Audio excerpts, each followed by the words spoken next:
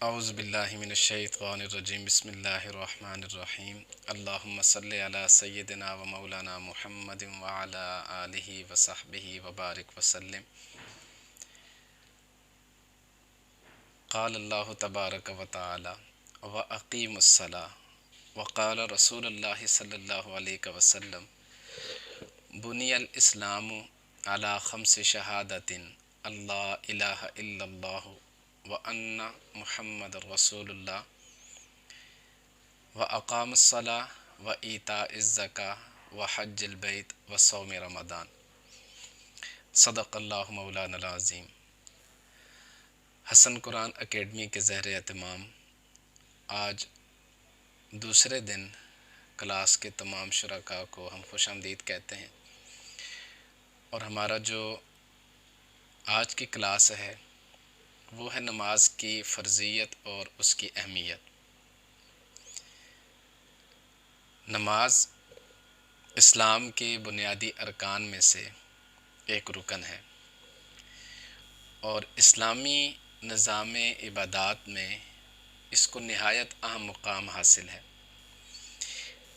اور اس کی اہمیت کا اندازہ اس بات سے لگایا جا سکتا ہے کہ قرآن کریم میں کم و بیش 700 مقامات پر اقامت صلاۃ کا ذکر ہوا ہے، اور ان 700 میں سے 80 مرتبہ صریح الفاظ میں نماز قائم کرنے کا حکم دیا گیا۔ اسلام کے ارکان خمسہ میں شہادت توحید و رسالت کے بعد، یعنی اللہ تبارک و تعالیٰ کی توحید اور آقا علیہ الصلوۃ والسلام کی رسالت کے بعد جس فریضے کی بجا آوری کا حکم دیا گیا صریح الفاظ میں، واضح الفاظ میں، وہ نماز ہے۔ اور اگر ہم آقا علیہ الصلوۃ والسلام کے فرمودات کو دیکھیں تو حضور علیہ الصلوۃ والسلام نے ارشاد فرمایا کہ نماز ایک ایسا امتیازی عمل ہے کہ جو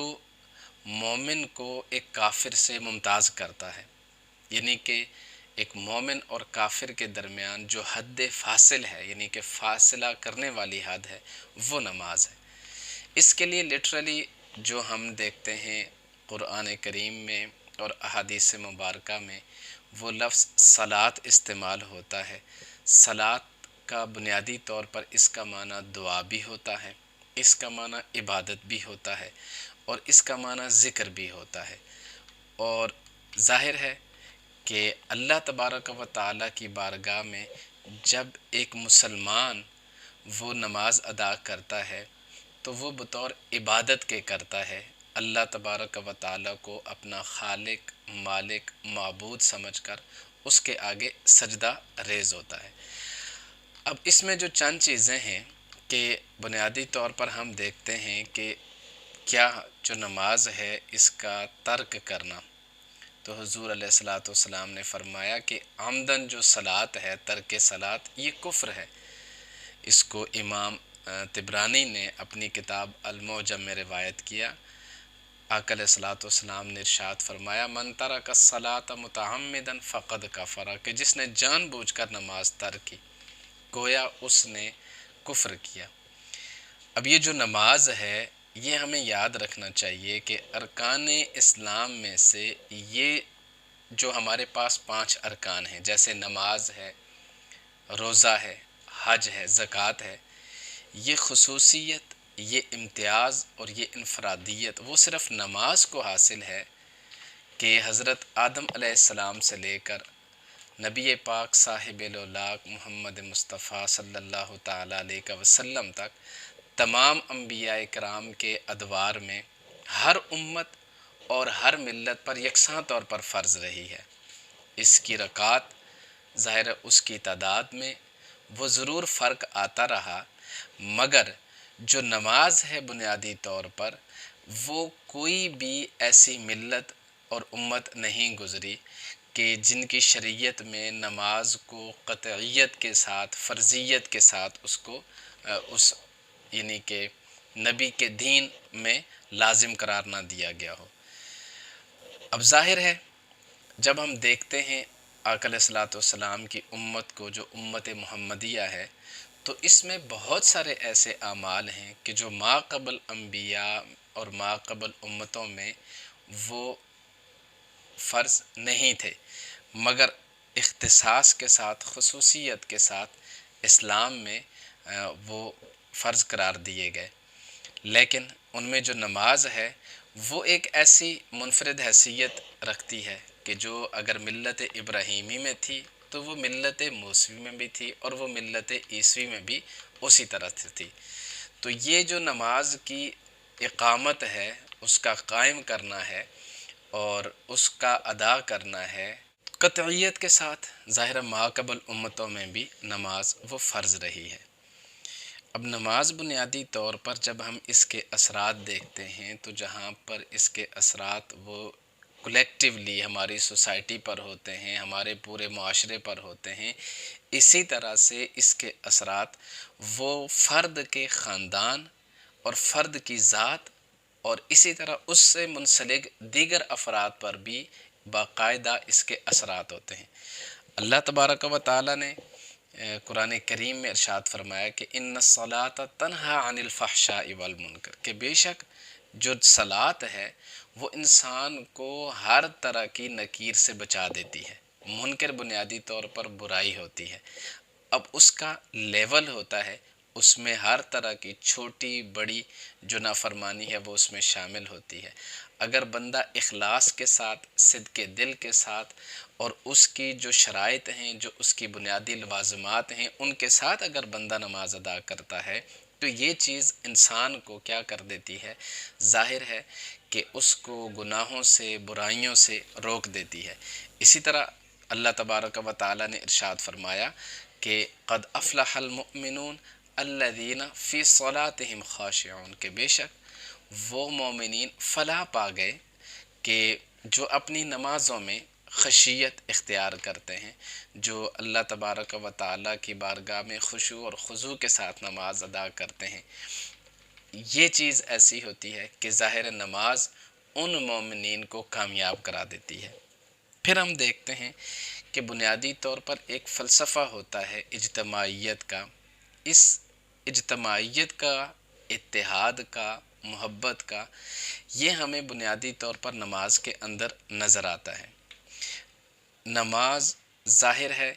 کہ گھر میں بھی پڑھی جا سکتی ہے، اور آقا علیہ الصلوۃ والسلام نے ارشاد فرمایا کہ صلوا فی بیوتکم ولا تتخذوها قبورا، کہ تم اپنے گھروں میں بھی نماز پڑھو اور انہیں قبرستان نہ بناؤ، مگر کولیکٹیولی مساجد کے اندر جو اللہ کے حبیب نے اس کے درجات بیان فرمائے ہیں کہ جب جماعت کے ساتھ ایک مومن نماز ادا کرتا ہے تو گویا اس کو 27 گنا زیادہ اجر و ثواب ملتا ہے۔ یہ اس لیے بھی ہے کہ جب بندہ باجماعت نماز ادا کرتا ہے تو وہاں پر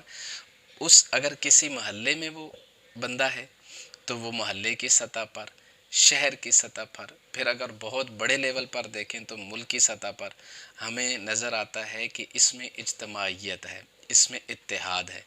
کہ جب انسان محلے میں نماز پڑھتا ہے تو ظاہر ہے ان لوگوں کا آپس میں پیار محبت وہ ہوتا ہے، وہ لوگ ایک دوسرے سے ملتے ہیں، ملاقات کرتے ہیں، ایک دوسرے کا حال احوال جانتے ہیں، اس سے پیار بڑھتا ہے، اس سے محبت بڑھتی ہے، اس سے معاشرہ متحد ہوتا ہے۔ یہی چیز اگر ہم ایک محلے سے اٹھا کر ایک شہر کی طرف لے جائیں تو الٹیمیٹلی وہاں پر بھی یہ اپلائی ہوگا، اور جب ہم یہی دیکھتے ہیں اسی ایک فلسفے کو تو وہ عالمی سطح پر ہمیں نظر آتی ہے خانہ کعبہ اور مسجد نبوی میں، کہ یہ دو ایسے مقامات ہیں کہ جہاں پر اجتماعیت، جو مسلمان ہیں بنیادی طور پر اسلام سے تعلق رکھنے والا ہر فرد، وہ خواہ ایشیا سے ہو، خواہ وہ یورپ سے ہو، خواہ وہ افریقہ سے ہو، وہ دنیا کے کسی بھی خطے سے تعلق رکھتا ہو، تو وہ ایک امام کی آواز پر سارے لبیک کہہ کر تو اس کی اقتداء میں نماز پڑھتے ہیں۔ بنیادی طور پر یہ جو اجتماعیت کا فلسفہ ہے، اس کے نتیجے میں ظاہر ہے پھر معاشرے کے اندر سے وہ انتشار ختم ہوتا ہے، فساد ختم ہوتا ہے، انسانی زندگی میں نظم آتا ہے، اس سے انسان کے زندگی میں ڈسپلن آتا ہے کہ انسان نے کس طرح سے ان چیزوں کو فالو کرنا۔ تو یہ اجتماعیت ہے جو نماز کے اندر انسان کی زندگی میں پیدا ہوتی ہے۔ پھر بے شمار ہمیں احادیث ملتی ہیں، آقا علیہ الصلوۃ والسلام کے فرمودات ملتے ہیں، جن کی روشنی میں یہ واضح ہوتا ہے کہ نماز کے قیام کی، اس کو قائم کرنے کی، اس کو ادا کرنے کی کیا اہمیت ہے، کیا ضرورت ہے۔ اور اس میں آقا علیہ الصلوۃ والسلام نے ارشاد فرمایا کہ الصلاۃ معراج المؤمنین، کہ بے شک یہ جو نماز ہے یہ مومنین کی معراج ہے۔ ظاہر ہے ہمارے اس کورس میں بنیادی طور پر جس چیز پر ہم نے مین فوکس رکھنا ہے وہ ان مسائل کی طرف ہیں کہ جو ہمیں بہت دفعہ زندگی میں جن کا ہمیں سامنا کرنا پڑتا ہے، ہماری توجہ اس طرف نہیں جاتی۔ تو جیسے ہم نے کل اپنی گفتگو میں کہا تھا، آج بھی یہ چند بنیادی باتیں تھیں ابتداء کے لیے یا حصول برکت کے لیے۔ نیکسٹ ہے ہمارے پاس کہ جب ہم دیکھتے ہیں نماز، تو بنیادی طور پر سب سے پہلے ہم نے یہ دیکھنا ہے کہ نماز کے قیام سے پہلے بھی نماز کی کچھ شرائط ہیں۔ ان شرائط میں ایک تو یہ ہے کہ طہارت ہے، پاکیزگی۔ یہ جو طہارت ہے ظاہر ہے وہ انسان کے جسم کی بھی ہو، انسان کے کپڑوں کی بھی ہو، اور اس جگہ کی بھی ہو جہاں انسان نے نماز ادا کرنی ہے۔ پھر ہے سطر کا ڈھانپنا، یعنی کہ شرعی طور پر انسان کا جسم اور اس کا سطر وہ ڈھانپا ہوا ہونا چاہیے۔ تیسرا ہے وہ استقبال قبلہ ہے کہ انسان کا جو رخ ہے وہ قبلہ کی طرف ہو۔ اس میں چوتھی ہے وہ ہے وقت کا ہونا۔ مثال کے طور پر اگر ہم نے فجر کی نماز پڑھنی ہے تو فجر کا وقت ہونا وہ ضروری ہے۔ ایسا نہیں ہو سکتا کہ 10 بجے جا کر وہ فجر ہم پڑھیں، ایسا نہیں ہوگا، یا 10 بجے کوئی شخص چاہے وہ ظہر پڑھے، نہیں، بلکہ جو نماز ادا کرنی ہے اس نماز کا وقت ہونا یہ اس کی بنیادی طور پر شرائط ہیں۔ اور ہم نے کل ایک قاعدہ پڑھا تھا، اذا فات الشرط فات المشروط، اگر شرط فوت ہو جائے تو مشروط فوت ہو جاتا ہے۔ ساری چیزیں پوری ہوں، مثال کے طور پر انسان اس کی طہارت بھی ہے، کپڑوں کی، جسم کی، جگہ کی، استقبال قبلہ بھی ہے، ٹھیک ہے، اس کے بعد اس کا سطر بھی پورا ہے، وہ نیت کرتا ہے، وہ تحریمہ کہتا ہے۔ اس کے باوجود اگر نماز کا وقت نہیں ہے تو وہ قضا تو کوئی نماز پڑھ لے گا لیکن ادا نماز وہ نہیں پڑھ پائے گا۔ اب اس سے ریلیٹڈ جو چند ضروری چیزیں ہیں، طہارت کی ہم نے کل بھی بات کی تھی کہ یعنی اس میں جسم ہے، وہ جسم ہو یا کپڑے ہوں وہ نجاست غلیظہ ہو